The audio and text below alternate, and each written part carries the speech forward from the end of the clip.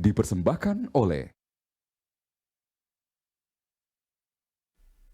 Selamat siang dan selamat datang dalam acara Simposium Demokrasi dan Demokrasi Pemilu Damai dengan tema Pemilu Damai Investasi Tumbuh untuk Indonesia Maju. Boleh minta tepuk tangan yang meriah untuk acara pada siang hari ini.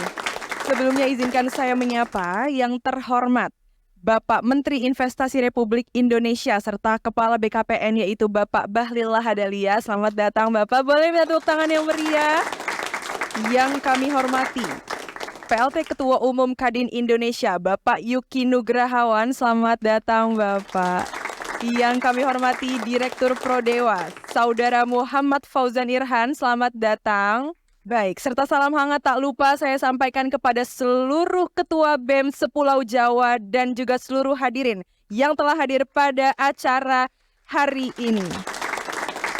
Hadirin yang berbahagia, agenda selanjutnya merupakan simposium demokrasi serta diskusi yang akan dipandu oleh moderator kita siang hari ini, yaitu Saudara Bayu Satria Utomo SIP, yang merupakan Ketua BEM UI periode tahun 2022 sekaligus pimpinan Prodewa. Diskusi ini juga akan dilakukan oleh Bapak Menteri Investasi Republik Indonesia Bapak Bahlil Lahadalia, serta PLH Ketua Umum Kadin Indonesia Bapak Yuki Nugrahawan. Langsung saja kepada Saudara Bayu Satria Utomo, disilakan. Baik, langsung saja kita undang Pak Bahlil Lahadalia selaku Menteri Investasi Republik Indonesia dan Pak Yuki Nugrahawan selaku PLH Ketua Umum Kadin Indonesia untuk maju ke debat. Mahasiswa, hidup mahasiswa. Kurang kompak sebelah sini. Hidup mahasiswa. Itu baru paten. Kita kalau mau menerobos, mau melawan para pembelenggu yang menahan kebijakan untuk kebaikan rakyat, itu harus dengan totalitas. Tidak bisa setengah-setengah. Ada semua, saya sedikit menceritakan. Sebelum saya masuk berbicara tentang substansi. Mahasiswa ini, terlepas kita adalah murid yang besar, yang membedakan kita dengan siswa lain adalah kita mempunyai hak independensi yang disebut dengan mimbar bebas. Mimbar bebas ini adalah sebuah ruang yang diperoleh oleh mahasiswa untuk menyampaikan apa saja yang menjadi pikirannya, yang dalam perspektif keyakinannya diyakini itu untuk kebaikan bangsa.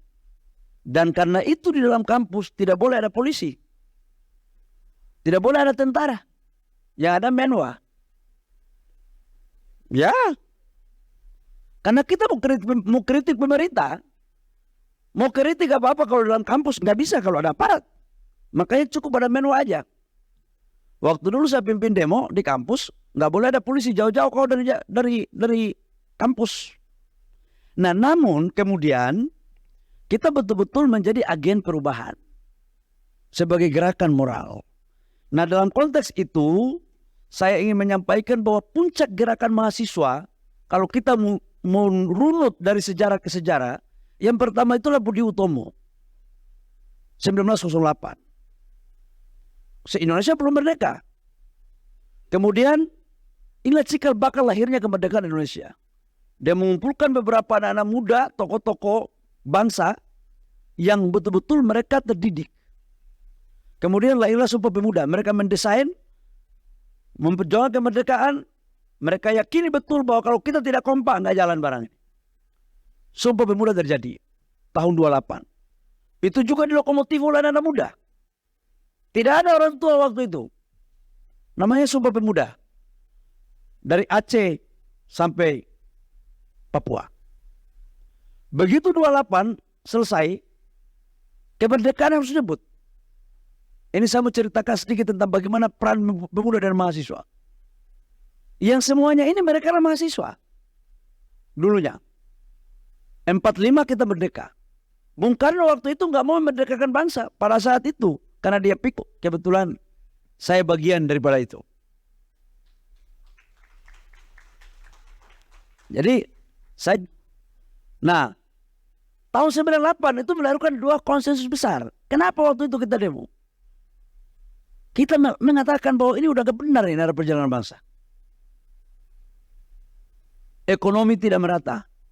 Itu saja. Yang jadi pejabat itu lagi. Tahun 98. Dengan sistem penunjukan. Mana ada gubernur bupati dulu dipilih oleh rakyat? Nggak ada.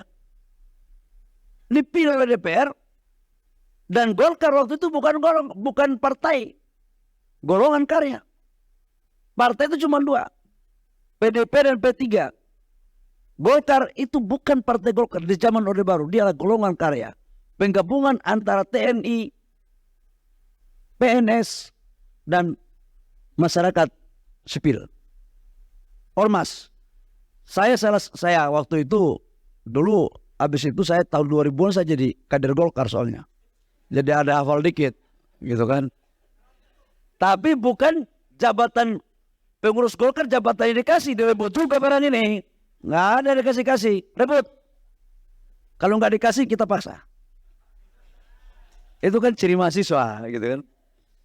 Nah apa yang ada saya sampaikan? Ada dua konsensus besar daripada reformasi. Demokrasi dan ekonomi. Itu dua konsensus besar. Demokrasi terlepas dari plus minusnya. Hari ini semua pejabat itu sudah berganti. Gubernur, bupati, wali kota, anggota DPR, presiden, semua dipilih secara langsung. Tidak ditunjuk-tunjuk. Tidak ada partai yang 10 tahun berkuasa penuh. Pasca reformasi, mana ada? Nggak ada. Setelah reformasi, Gus Dur, habis Gus Dur Ibu Mega, habis Ibu Mega Demokrat. Padahal waktu itu partai pemenang Golkar, habis itu partai pemenang PDIP, habis itu partai pemenang Demokrat. Demokrat bertahan hanya 10 tahun. Ganti lagi. Kalau di zaman Orde Baru itu sampai 30 tahun, 30 tahun. Golkar berkuasa. Setelah itu SBY selesai masa kepemimpinannya digantikan oleh Pak Jokowi. PDIP yang berkuasa. Sudah hampir 10 tahun juga barang ini. Jadi hati-hati nih, ada silih bergantinya ini kira-kira. Kalau kita lihat sejarah ya, sejarah dari pasca reformasi, ya partai itu berkuasa paling maksimal 10 tahun. Setelah itu sudah berganti lagi. Nah, pertanyaan berikut, apakah ini bertahan sampai 15 tahun? Wallahu a'lam bishawab. Saya nggak tahu, gitu. Tapi ini saya runut dari sejarah, bukan apa yang Mbak Lil bicarakan, tapi apa yang sejarah kita lakukan. Gitulah. Nah, sekarang saya mau cerita nih. Ada semua. Saya bermimpi waktu itu, saya katakan untuk teman-teman, saya kan aktivis. Aktivis itu saya kebetulan di kampus saya ketua BEM, dulu masih ketua senat dulu. Dari Kepmen 045 menjadi Kepmen 155. Jadi perubahan dari nama senat ke BEM waktu itu di Bandung pada tahun 99 2000, salah satu yang menghadiri rumusan itu yang mewakili Provinsi Irian Jaya adalah saya. Jadi saya bagian dari pelaku sejarah itu. Yang kemudian sekarang kalian ada DPR-nya itu kan, apa namanya sekarang? DPM. Mana ada dulu DPM? Nggak ada. Itu akibat dampak daripada reformasi. Itu dampak reformasi. Jadi kalau hari ini ada yang mengatakan bahwa demokrasi kita terbalik menjadi zaman Orde Baru, maka sesungguhnya kita rubah lagi BEM dan DPA. Tidak ada. Karena itulah ciri daripada organisasi intrakampus di zaman Orde Baru. Nah, apa yang saya mau sampaikan ada di semua. Dulu saya berpikir saya menjadi orang kaya aja. Saya capek miskin soalnya. Udah kurus, dulu kan saya kurus sekali. Udah kecil, hitam pula gitu kan. Kita di Papua, saya kan orang Fakfak, kuliah di Jayapura, nggak ada keluarga, tinggal di asrama. Mau makan aja harus pikul air. Ke senior-senior itu kalau kita bikin surat kepada senior-senior, jangankan senior nangis, Tuhan pun akan nangis melihat surat kita. Dan itu ahlinya ketua-ketua BEM membuat surat. Teriring salam Kanda Yunda, kami panjatkan kehadirat Allah Subhanahu wa Ta'ala. Semoga Kanda Yunda selalu dalam lindungan dan sehat-sehat terus. Mulai bikin masalah, habis itu baru bikin. Adapun kegiatan kita maksud ABCD, baru di bait berikutnya, kami sangat menyadari tanpa partisipasi bantuan Kanda Yunda, maka kegiatan ini tidak akan bisa terlaksana. Semoga Kanda Yunda tergerak hatinya untuk membantu dalam melancarkan aktivitas kami di kampus atau di organisasi ekstra. Ini rumus baku dari sebelum saya lahir sampai sekarang masih tetap. Itu masih tetap. Apa yang saya mau sampaikan untuk adik-adik semua? Saya waktu itu berpikir saya mau berhenti di kemiskinan. Capek. Sudah baju cuma 3, makan susah. Kita mau lihat cewek-cewek gak suka gitu kan. Jangan kan cewek suka, cowok pun gak suka sama kita. Udah kurus gitu loh. Maka kemudian saya jadi pengusaha. Saya jadi pengusaha. Dan jadi pengusaha itu ternyata enak. Saya mau ceritakan ini sampai kemudian saya jadi menteri. Karena independensi itu sebenarnya terletak ada pada 2 hal. Tapi saya ceritakan. Saking idealismenya saya di kampus, saya nggak mau diatur senior.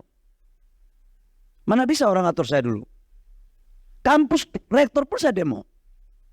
Karena saya masih ingat, karena saya kuliah 6,5 tahun, saya mau ujian. Karena waktu itu sebenarnya saya sudah DO. Tapi istri saya, pacar saya waktu itu, memberikan syarat untuk saya. Kalau kau menikahi saya, maka harus selesai S1. Wah, berat barang ini kan? Ini pekerjaan paling berat. Ada satu mata kuliah saya, yang waktu itu saya paling benci itu mata kuliah. Dan sekarang berguna. Kamu tahu apa mata kuliah itu? Bahasa Inggris. Saya tidak suka sekali dulu itu. Dan dosennya saya paksakan bagaimana dia harus memberikan saya nilai C. Tahun itu, bos. Mungkin juga dosen waktu itu tidak memberikan nilai kepada saya. Tapi kata rektorat, udah capek ini orang kita lihat. Tiap hari mukanya ada terus. Keluarkan dia penyakit di kampus ini, kira-kira begitu. Dan kemudian saya selesai kuliah. Saya jadi pengusaha, teman-teman. Banyak orang yang berpikir bahwa tidak mungkin orang mau jadi pengusaha itu kan ini bagian dari cita-cita reformasi. Reformasi ini pejabat sudah berganti, konglomeratnya nggak berganti-ganti. Yang kaya itu lagi. Yang bertambah cuma anak cucu cecenya segala macam. Maka kemudian saya jadi pengusaha. Ternyata jadi pengusaha itu enak, bos. Punya duit, bisa gertak pemerintah. Sudah gitu bisa ngatur-ngatur aktivis sedikit. Apalagi senior kan gitu. Dinda, di mana Dinda? Mulai Dinda olah kita, Kanda, begini Kanda, ini ya. Ya kan? Ngolah lah kita kan. Kanda, sudah tahu jawaban, tapi ini begini Kanda. Kanda, aduh ini Dinda sibuk sekali. Coba besok bisa nggak tidak Kanda? Ya ilmu ini sebenarnya ilmu turunan juga. Kita tahu ada lagi buat kita sur, lagi goreng-goreng kita, tapi kita sur juga dengarnya kan udah lama kan kira-kira. Nah kemudian saya jadi pengusaha. Yang saya olah siapa? Senior-senior saya. Senior-senior GMKI, senior-senior PMII, senior-senior HMI. Karena kita kalau komitmen di kampus itu kan, komitmen aktivis itu kan kayak kekeluargaan. Betul kan? Selama itu senior yang benar. Bukan senior yang abu nawas. Abuleke. Abuleke itu bahasa Papua bilang nggak jelas itu orang kira-kira. Nah, saya jadi pengusaha kemudian saya jadi ketua umum HIPMI di pusat. Dan kemudian saya jadi menteri. Apa yang saya mau sampaikan kepada adik-adik semua? Masa depan bangsa ini hanya bisa dilanjutkan oleh generasi-generasi muda yang menyiapkan diri untuk mengabdikan dirinya secara utuh kepada Ibu Pertiwi. Siapakah mereka? Ya kalian-kalian ini, aktivis ini. Karena yang tahu betul tentang bagaimana membangkitkan dan memperjuangkan hak rakyat hanyalah orang-orang yang pernah belajar dan mau untuk bagaimana membangun dan membantu rakyat kita lewat program-program kebijakan. Nah, ketika saya jadi menteri, teman-teman, mulai saya berpikir, saya buat kebijakan. Karena saya jadi menteri investasi, saya bilang tujuan saya menciptakan lapangan pekerjaan. Karena semua generasi muda ini membutuhkan lapangan pekerjaan. Di era ekonomi global yang tidak menentu, adik-adik semua, ada nggak slide saya ya? Kalian bawa nggak? supaya jangan sampai kalian biasa ngecap terus. Ini agak intelek dikit. Ada semua. Ekonomi global dengan geopolitik yang tidak menentu, ini sangat ribet sekali. Perang dagang China dan Amerika. Belum selesai muncul COVID. COVID belum selesai, baru memulai pemulihan pandemi, kita udah mulai pemulihan ekonomi, perang antara Ukraina dan Rusia.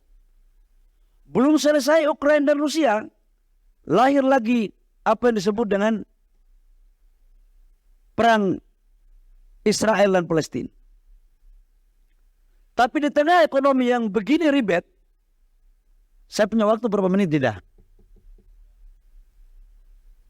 Jangan terlalu lama, 10 menit cukup. Pasti saya tahu mereka mau protes saya banyak. Dan saya minta forum ini, kalian boleh kuliti saya ya. Ini live. Kalian bicara pemerintah punya baik maupun tidak baik, saya siap untuk memberikan penjelasan di depan keluarga besar saya yang notabene adik-adik saya yang hari ini hadir. Kalian mau protes apa saja, bebas. Makanya saya pakai baju jeans ini. Jadi jangan kalian pikir bahwa pemerintah itu anti kritik. Enggak. Kritik aja nggak apa-apa. Orang yang anti kritik itu adalah orang yang tidak pernah berproses dalam dialektika dunia pergerakan. Nah, apa yang terjadi ada semua? Ekonomi Indonesia tumbuh 5,3%. 5-5,3% dengan inflasi di bawah 3%. Ini salah satu pertumbuhan ekonomi terbaik di dunia. Dan Indonesia salah satu di antara hanya 3 negara yang pertumbuhan ekonominya di atas 5%. Ini Indonesia, Bung. Dan kita punya GDP sekarang terbesar nomor 16 di dunia. Makanya kita masuk dalam negara-negara G20. Ini sama buka ini untuk kalian, supaya ini masa depan gitu loh. Supaya ini pertanggungjawaban moralitas saya kepada adik-adik saya, yang sebentar lagi akan menggantikan saya dalam waktu mungkin 10 tahun, 5 tahun, 20 tahun. Dan saya yakin kalian lebih baik daripada saya. Nah, kemudian investasi bagaimana? Investasi kita di 2020 itu hanya 825 triliun. 2021 COVID, Presiden minta harus 900 triliun. Kita naikkan menjadi 901 triliun. 2022 Presiden naikkan dari 901 triliun menjadi 1.200 triliun. Sebagai syarat untuk pertumbuhan ekonomi kita di atas 5%. Kita mencapai 1.207 triliun. Dan di tahun 2023 kita harus punya target 1.400 triliun rupiah. Dan insya Allah saya janji kepada adik-adik bahwa, mana slide-nya? Kenapa saya bicara slide lain? Kau ini kacau ini. Ini bisa saya SP3 kalian ini. Ini sudah lewat ini. Memang kurang asam betul. Biasa. Ya, jadi tahun 2023 insya Allah akan saya janji kepada kalian akan kita bisa mencapai 1.400 triliun rupiah. Lapangan pekerjaan kita ciptakan 1.300.000. Ini hanya untuk sektor manufaktur. Langsung di luar hulu migas, di luar sektor keuangan, dan di luar UMKM. Ini untuk apa? Untuk adik-adik semua. Karena angkatan kerja per tahun 2.900.000. Kalau PNS, TNI Polri hanya bisa terima tidak lebih dari 1 juta orang per tahun. Bayangkan kalau tidak ada investasi dan penciptaan lapangan pekerjaan, kita mau jadi apa semua? Mau seluruh perguruan tinggi akan menjadi pabrik pengangguran intelektual. Dan saya sebenarnya sih kalau yang nganggur itu S1, S2, nggak apa-apa. Yang penting jangan anak-anak BEM, jangan HMI, jangan Cipayung Plus. Itu berbahaya negara ini saya mau sampaikan. Berbahaya negara ini saya mau sampaikan. Karena hobi mereka adalah kalau tidak kita naikkan orang, kita turunkan orang. Berbahaya, itu yang saya takuti. Saya sering sampai kepada Presiden. Pak, saya bisa menghadapi 20.000 mahasiswa yang bukan aktivis. Tapi jangan berikan saya 100 mahasiswa yang aktivis. Bisa jadi rusak ini bangsa, Pak. Saya bilang. Ya. Dan saya tidak ingin itu ada di semua. Maka fokus pemerintah adalah bagaimana menciptakan lapangan pekerjaan besar-besaran. Maka ke depan yang kita dorong adalah hilirisasi. Dan dari investasi ini yang paling besar negara masuk yang mana? Coba ada negara-negara yang masuk. Ini supaya kalian tahu nih, supaya jangan dibilang Cina terus. Ini negara yang paling banyak masuk Singapura. Kementerian Republik ini yang bisa punya data ini cuma Kementerian Investasi. Yang lainnya kalau sama itu copy paste. Yang pertama itu adalah Singapura. Tapi jangan kalian kaget. Singapura ini 12 billion US dollar dalam 2022. Tapi ini sebagian uang orang Indonesia. Sebagian uang orang Indonesia. Habis itu Tiongkok, Hong Kong, kemudian Korea, Jepang, Amerika, dan Eropa. Jadi kita juga merata adik-adik semua. Jadi nggak benar kalau ada fitnah terus yang bilang bahwa ini investasi dikuasai oleh satu negara tertentu. Buktinya ini. Jangan provokator masuk kampus. Gitu loh. Dan kalau ada provokator masuk kampus, sampaikan ke saya. Saya ajak dia mau debat di mana saja.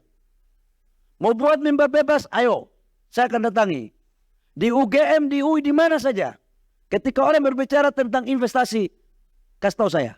Saya akan datang. Siapapun dia orangnya. Termasuk senior-senior saya.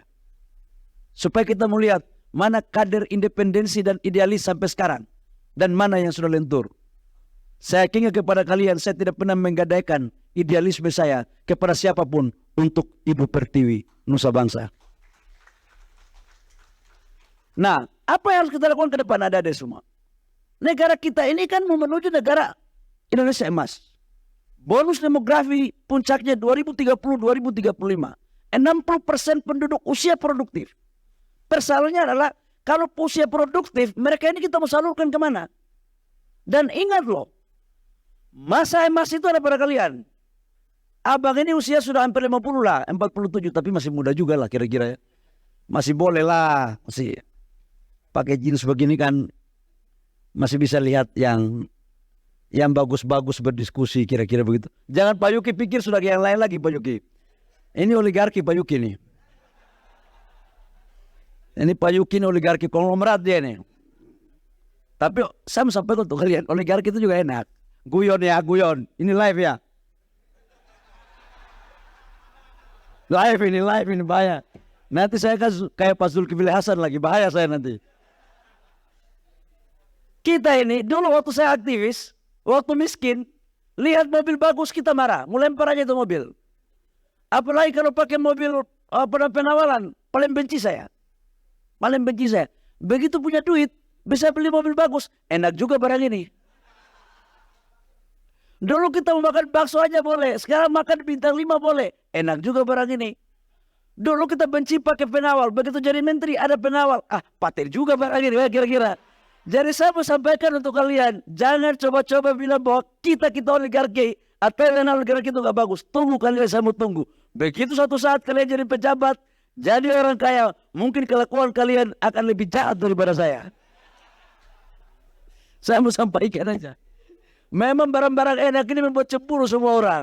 Saya mau sampaikan. Makanya orang yang punya jabatan juga, kalau ada partai yang masih ingin berkuasa, tiba-tiba nggak mau berkuasa, ada fitnahnya macam-macam, yang wajar saja itu terjadi. Gitu loh. Sudah sampai di mana ini? Oke, ada semua. Ke depan, kita akan membangun hilirisasi. Hilirisasi itu kita berikan nilai tambah. Kita punya sumber daya alam ini, kita ekspor barang mentah terus. Ada semua. Ini barang mentah terus yang kita ekspor. Sampai kapan negara ini mau ada nilai tambah? Dari sejak sebelum merdeka sampai 2014 kita ekspor raw material. Ini contoh ada semua ya. Nikel, kita punya nikel. Itu waktu saya masih pengusaha, saya juga ekspor nikel. Itu tahun 2017-2018 ekspor kita hanya 3,3 miliar US dollar. Begitu kita stop ekspor, bikin hilirisasi, bikin baterai, bikin baja, bikin stainless steel, bikin di mana-mana. Sekarang nilai ekspor kita berapa? 33 miliar US dollar. Naik 10 kali lipat. Inilah yang Eropa marah-marah kita, Dek. Ini yang Uni Eropa marah-marah kita bawa kita ke WTO. Maunya mereka itu kita kirim barang mentah, terus kita dijajah terus secara ekonomi. Saya katakan, Bung, yang jadi menteri investasi ini bukan profesor doktor dari Harvard. Yang jadi menteri investasi ini kuliah dari kampung dan anak orang miskin. Jadi miskin aja tidak takut, apalagi kaya kau gertak-gertak. Kau stop gertak-gertak. Negara ini bukan bagian daripada negara jajahan dari Eropa atau dari mana saja. Kita harus duduk sama rendah, berdiri sama tinggi, sesama negara yang merdeka. Itu ada semua. Dan kita dibawa ke WTO. Saya tanya Presiden Jokowi, Pak bagaimana Pak? Mas Bahlil, lawan. Yang tahu urusan negara kita, bukan mereka. IMF aja merekomendasikan untuk mempertimbangkan dalam rangka pelarangan komoditas. IMF. Pak Jokowi bilang apa? Mas Bahlil, lawan. Jangan mereka sok ngatur negara kita. Itulah kemudian orang-orang itu, ada oknum-oknum juga yang mau peralat ini negara untuk tetap kita membuat ekspor. Tapi Pak Presiden Jokowi mengatakan, tidak. Kita harus berdaulat dan berdiri di kaki sendiri dalam pengelolaan sumber daya alam lewat hilirisasi. Ini ada semua, ini energi hijau semua ini. Makanya sekarang ke depan, ini kita bikin baterai mobil. Ke depan kan mobil-mobil itu semua kan pakai baterai. Nah kaitannya tadi malam ada kaitannya dengan ada pertanyaan cawapres semalam ya Pak Yuki ya. Ini Pak Yuki oligarki ini. Semalam itu kan ada pertanyaan. Jadi sekarang itu kan dunia sudah bicara tentang carbon trade. Orang sudah bicara tentang storage carbon capture. Jadi kan pemanasan global. Ini kan dunia sekarang. Ini bisnis baru. Nah ini harus CO2-nya itu harus ditangkap masuk ke tempat penyimpangan. Nah tempat penyimpangan itu adalah X dari sumur-sumur minyak dan gas. Di Indonesia itu salah satu cadangannya terbesar. Nah pertanyaan semalam salah satu cawapres, ke cawapres yang satu itu kan dia tanya, bagaimana Anda membuat regulasi terkait dengan karbon dan CCS? Nah ini bahaya juga kalau capres yang nggak ngerti karbon dan CCS kan gitu. Sementara ini bagian daripada investasi besar. Ini investasi green, adik-adik semua. Dan ini masa kalian, jadi karbon CO2-nya itu ditangkap, kemudian dimasukkan disuntik dengan alat di sumur-sumur X minyak dan gas. Ini potensi yang kita punya adik-adik semua. Dan saya pikir ke depan Indonesia harus tetap menjadi negara yang disegani. Kita harus ke depan bisa mengembangkan sawit kita kan sudah di B35 sekarang Pak Yuki ya. Dulu itu CPO kita di-ban di Eropa. Dilarang ekspor. Sekarang CPO kita pakai dalam negeri untuk pengganti solar. Substitusi solar menjadi B35. Setiap tahun 15 juta ton untuk konsumsi dalam negeri. Supaya harga petani kita naik. Nah ini kira-kira adik-adik semua. Dan saya pikir Adinda moderator, demokrasi ini saya pikir silakan aja, ini bebas. Ini sebagai saran aja. Ekonomi Indonesia ini akan baik kalau stabilitas politik akan bagus. Tidak ada presiden di Indonesia yang nggak bagus, semuanya bagus. Mereka hebat pada masanya masing-masing. Bung Karno berhasil mendirikan bangsa kita. Pak Harto berhasil membangun sebagai bapak pembangunan. Pak Habibie mampu menyelamatkan dari krisis. Gus Dur mampu membawa Indonesia yang melanjutkan tongkat estafet dari Pak Habibie. Ibu Mega melanjutkan estafet dari Pak Gus Dur dengan berbagai macam prestasinya. Prestasi. Pak SBY 10 tahun luar biasa prestasinya, mampu menyelesaikan masalah-masalah besar di Aceh, tsunami dan segala macam, dan berbagai macam pembangunan. Pak Jokowi mampu menyelesaikan infrastruktur yang juga melanjutkan dari apa yang dilakukan oleh Pak SBY dan sebelumnya. Tidak ada itu Dinda pemimpin yang tidak melanjutkan pembangunan dari sebelumnya. Itu sama dengan membangun negara baru itu namanya. Jadi itu kira-kira ada semua ya. Yang bagus, yang muda-muda dua-duanya muncul bagus. Kalau yang tidak bagus, yang tua muda, Yang penting jangan yang seperti yang kalian maksudkan itu, ya. Terima kasih, kurang lebihnya mohon maaf. Wabillahi taufiq wal hidayah. Wassalamualaikum warahmatullahi wabarakatuh. Hidup mahasiswa! Hidup mahasiswa! Hidup mahasiswa!